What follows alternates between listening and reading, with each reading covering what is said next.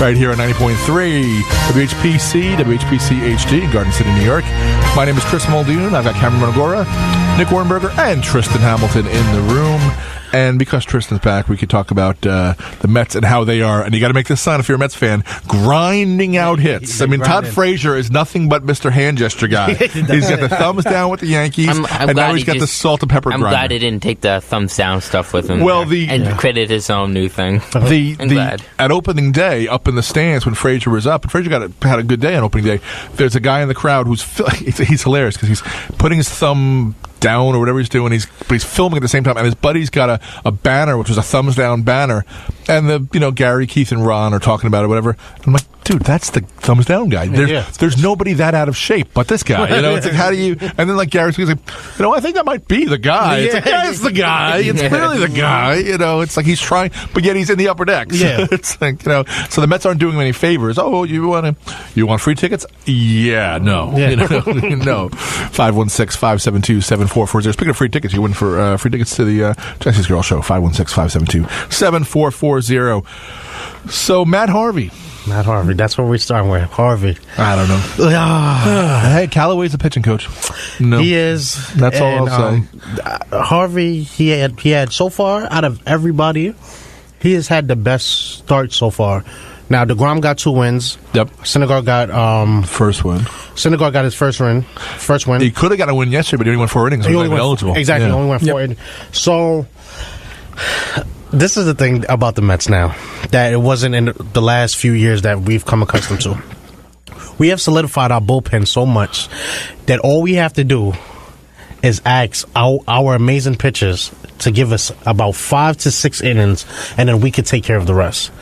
If this is something that we could continue, see, I know some of you, like you guys, are kind of surprised right now, but I'm not really surprised. This is why I'm smiling because I always smile, but I'm not too happy because this is what I know is going to happen. You have to manage Gesellman and Lugo. Definitely. Because, and I'll just use as any guy who wants to be a starter, but is kept in place as a long man, spot starter, long, 2, 3, 4 inning kind of guy, because they want to be starters, and they're not going to go to the Hall of Fame doing what they're doing. Yeah. You either start a pitcher or you got to be a closer, and they're not going to make their money. Exactly, those are the ones who get paid if you're a star. Except, there's been a little change, and like Chapman, Chapman, and who's the pitcher I'm thinking of with the Yankees had him to the Indians? The famous guy can do 3 innings, close. Miller. Andrew Miller. Yeah. There's a guy. Andrew Miller was a first-round pick as well, but Andrew Miller is the one guy who can get paid, but he's getting paid for being a closer more than anything. He just can do everything. But that was after he got paid as being a closer.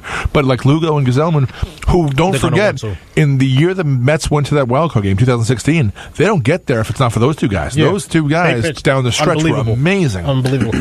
And if we know how this team is injury-prone, any little tweak or any issue is going to be one of those guys to take that next starting role. So we got to be really careful. I will say, part of the problem you don't know right now with the weather being the way it is. The pitchers are ahead of the hitters. Yeah. So facing DeGrom and facing Syndergaard and facing Harvey, those guys, it's going to hurt your hands. You're going to strike. But the Mets are hitting. So, how that goes down, that refutes that point as well. The Mets are hitting. It's just the opposing guys aren't hitting. Yeah. That's all around baseball, too. This has been an odd year. Yeah. Pitchers are way behind this year. And the thing about the lineup, that beautiful lineup, is that my guy Conforto came back a month early. He wanted Strasburg. A month early. And he had a home run. Yeah, and he had a home run. He wanted Strasburg. Opposite field, line drive, and I'm just thinking, not good for my fantasy team. And then now you should. Conforto's a can't miss, which Met fans aren't used to having a can't miss guy. But every team wanted him coming out into the draft. They all wanted a professional hitter. They wanted that guy. Every team, so we knew he was going to be good. We knew it, but then we didn't expect it to be this good, right? My problem is Mats. If Mats wasn't from Long Island, this guy would have been shipped out years ago. Definitely. But he's a local kid, and he's a lefty. Definitely. And they let other lefties go to keep this guy as their lefty. Definitely. But because he's a local guy. And, right now, the weak point of our team, and then he pitches Tomorrow. Okay, yeah, he pitched on. No. Well, we're off tomorrow, so he pitches that game on Saturday. That with him, I'm just not. Is that the Nationals? That's the Nationals game too, which I feel like they might win. But I feel like hopefully Harvey has another great outing. But we set the tone today. But setting the tone is not winning the first game of the series. We need to at least take 2 out of the 3 against the Nationals and just wake them up, let them know that we're here, and let our presence be felt. But for hitting wise. Now with Conforto here, and Conforto's leading off, and Cespedes back to third, and then now you got Bruce, and everybody is just falling into place. It's the Jose Reyes thing that bothers me. Oof, he played again today. Yeah, he started for 2 out of 3 right? for Rosario. Yeah, he started for Rosario. But I'm not worried about that. I'm just worried about and he didn't have a hit today. No, he went over 4. And he didn't make a relay throw. And he didn't make a relay throw. Exactly. Yeah. So Rosario, that's one of my guys. He was not a top prospect. He was the top. He was number one. The number one prospect coming out in baseball. Yeah. So. This team is built. This team just looks which good is right my now. one thing that if they think they're trying to duck Strasburg by not playing Rosario, it's like there's better pitchers out there. Rosario better be ready to face because Strasburg's been iffy. Caller, you're on Sports Talk. Hey, it's Mark calling from Jamaica train station. Hello, Mark from the Jamaica train station. Yes, I can hear the reggae behind you. Oh wait, that's Jamaica the Island. Okay. Yes, great win by the Islanders tonight. Last home game. Islanders versus Rangers, big crowd tonight. Everyone is taking the train back to Long Island. he sounds like he's at a place where they just won a championship. Yeah, when they leave everything. We're number 12. We're number 12. Yes. Where did they finish in the Eastern Conference? Probably, that, do they? Probably 14th out of 15th behind the Rangers. They're behind the Rangers. Ouch. No, they're ahead of the hit rate by 1 point right now. There you go. It hopefully stays that way because I want them to White flag for the Tampa Bay Rays too. The draft picks will be good. Oh, yeah, it's supposed to be a good draft. Oh, your Rays. Yeah, your Rays. Yankees made mincemeat of your Rays, but not tonight. Right? Clean work. No. Who do they know? The Yankees played tonight, the Orioles. So the Orioles. Chris Archer looked like nothing. Ian Snell looked like nothing. Luckily, there was a rain out. Otherwise, it would have been 3 for 3. Chris Archer is calling up Brandon Cooks asking how you get traded. I know. I'll be honest with you. I went to the Islander Ranger game tonight, and I snuck in a bottle of kosher and Passover wine. Parif. Nice. That's funny. Was it Manischewitz? No, it was something from Austria, and I got kicked out. Oh, wait a second! Downstairs. Avoid anything involving the Jews in Austria, Mark. Hold on. Wait, hold on. You got kicked out for what? I had a bottle of wine. They knew I had a bottle of wine. Somebody ratted me out. They said, "Where's your friend with the bottle of wine?" I did a 180 and got the hell out of there. You know what? That's a very good security guard there, Mark. You can learn from that man. Yes. Will you teach me? Yoda. Fine bottle of wine, will you? So. We couldn't tell, Mark. I can't. So now you're at. But did you remain for the whole game or no? I stayed for the whole game. I got one game left at Barclays Monday night, and that's versus the Bulls. Now, did you re-up for next year? I re-upped for next year. Full season Nets, half season Islanders. Now the Islanders may play a lot of games at the Coliseum next year. I got half the games there. There you go. Good. So they're playing 13 games there next year. So at least we'll see how it goes. It's the 1 year anniversary of the reopening of the. What do they call it? I know. They had such great concerts. They were so memorable. They make you want to go back every time. Yeah, there was that one. Don't forget there was that one. Then there was that other one, and then the other one. Yeah. Baruch Hashem, NCC Public Safety for letting me park at their college. Well, everybody has parked at Nassau Community College for even during the Islanders dynasty. That's where they all parked. I've never parked to go to an event at the Coliseum at NCC, but that always was the place you'd park. You'd park at the NCC and save on parking. But now they're building those huge parking garages at the Coliseum. So. Aren't you excited? Bass Pro Shops is coming. Yeah, exactly. Yeah. All the people that are excited that they're hunters and fishers and use guns, they're going to stop at Bass Pro Shops. It's support the Second Amendment and go to Coliseum.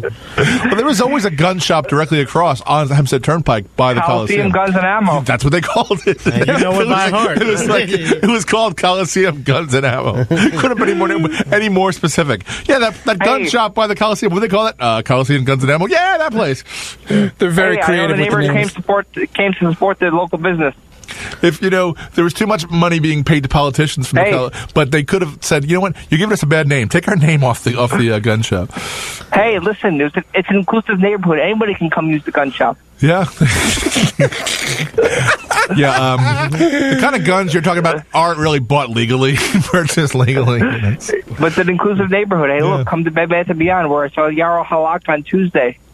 Oh wow! Oh really? Yes, you tweeted that as well, or you wrote it on Facebook or something. The best guns and ammo shop in town. Come to Coliseum and buy some rounds. I just spent the last 2 minutes thinking of that. Poetry. Listen, I mean, I was born for commercials. On the train, there's garbage cans in the bathroom. There's garbage cans? What? Say it again? Garbage cans and toilet bowls in the bathroom. Where? In the train station? For your convenience on the Long Island Railroad. Like real one? Huh? Oh, is that just what they tell you? Just so you know? Oh, so you don't do it in the seats, basically. Yeah. Right. Yeah. Well, it's like I remember. Well, this is what you call progress.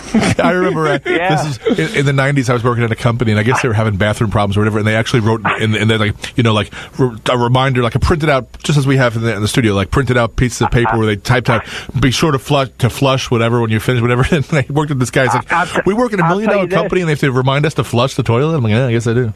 I'll tell you this: if the Islanders are still playing at Nassau, I'd be at Sports Talk right now. Yes, you would. You would. But, but they'll be there soon enough, and then they'll be in Belmont. You can still make sports talk from Belmont. Of course, the traffic won't let you because you'll be stuck trying to get on the Cross Island at that point. My 2-year anniversary at WHP is coming up next month. Ah, I see. What did you get me? It's my anniversary. Well, in the Netherlands, when it's your birthday, you got to buy other people presents, not yourself. So I worked for a Dutch company for a long time. I saw Martin from Merrick at the game. He was with a friend, Beth. Ah, okay. Beth, I think, used to be on the Town of Oyster Bay board. Oh, really? Oh, no, Beth F., right? Yeah. Yeah. So. Nice people. Very nice people. There you go. So. All right, we'll let you go. Don't forget to make your connection. Was your direct from Brooklyn or what? No, I already made my connection at Jamaica. I'm at 10:05 from Jamaica to Huntington. Ah, very nice. Free ride in. I'm hoping for the free ride back. Oh, they didn't check? They didn't check. You know the game. Everybody knows the game. we don't advertise it. We only say it, you know? Exactly. Well, they used to always have monitors and inspectors on, but I guess not so much anymore. So. All right, Mark. All right, we'll see you next week. You got it. Bye, pal. For those who are enjoying Pesach, enjoy the rest. If not, enjoy the rest of your week. Yes, Mark, Zissin Pesach to you.